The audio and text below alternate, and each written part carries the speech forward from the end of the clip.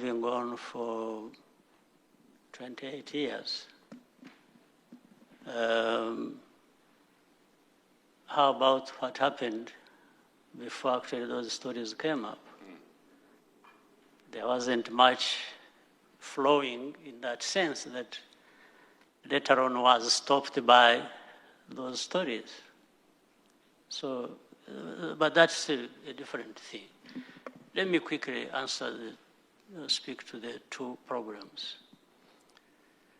The story of Rusesabagina, and in fact it explains now at the beginning what happens with the countries and the relationships and so on. A big country like the United States dealing with Rwanda, a small country somewhere in the middle of Africa.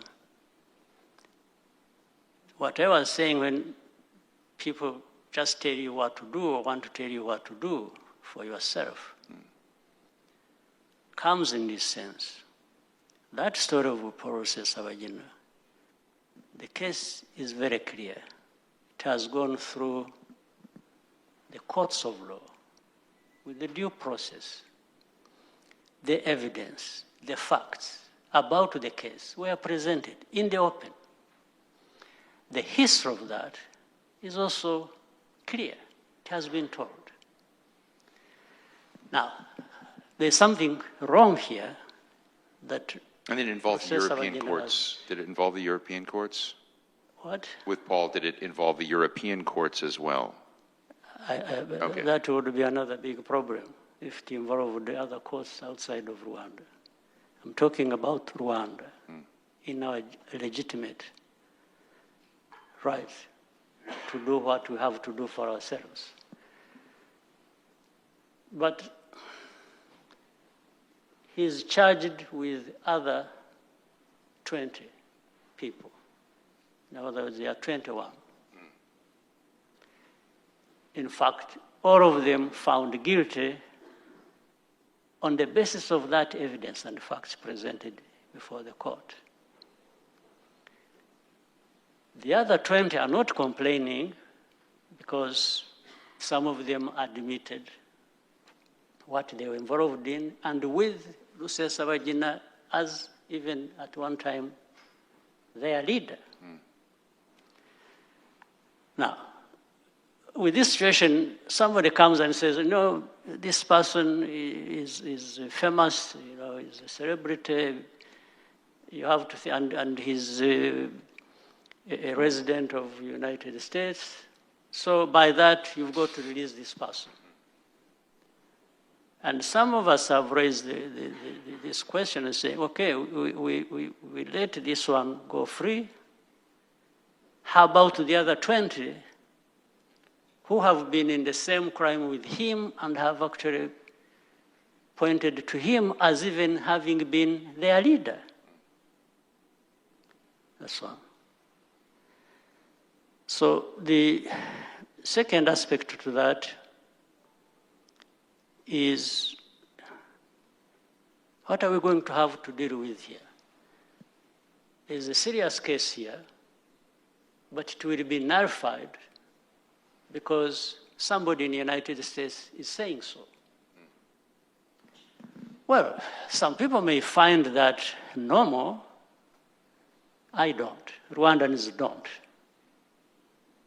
So we might find... So is Blinken's advocacy and determination of him being wrongly detained helping his case or hurting his case?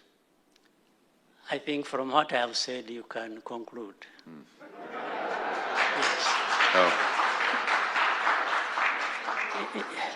Because we've made it clear there isn't anybody going to come from anywhere to bully us into something to do with our lives, and we accept it. Just finally, is there And maybe make an invasion and overrun the country, you can do that, but if we are going to be dealing with our problems in this manner, that the one associated with somebody who is powerful will not be held accountable, but the rest will be held accountable. I don't understand it for anything. But let me quickly go to the Congo problem. For Sabagina's case, I think it's clearly where it is. People can keep talking about it. I'm not interested in going into a lot of other details here and there, but those also are happening. But what I wanted to tell you was the general frame of mind around this case and how it operates. It doesn't matter, because we can't just make one person so important that they want to be held accountable. And by the way, this is even when the person we are talking about himself provided evidence against himself by saying what he said, and that is on camera, that can't be disputed. And the responsibility of deaths of people, of Rwandans, if anyone thinks it can just be wished away because of some things,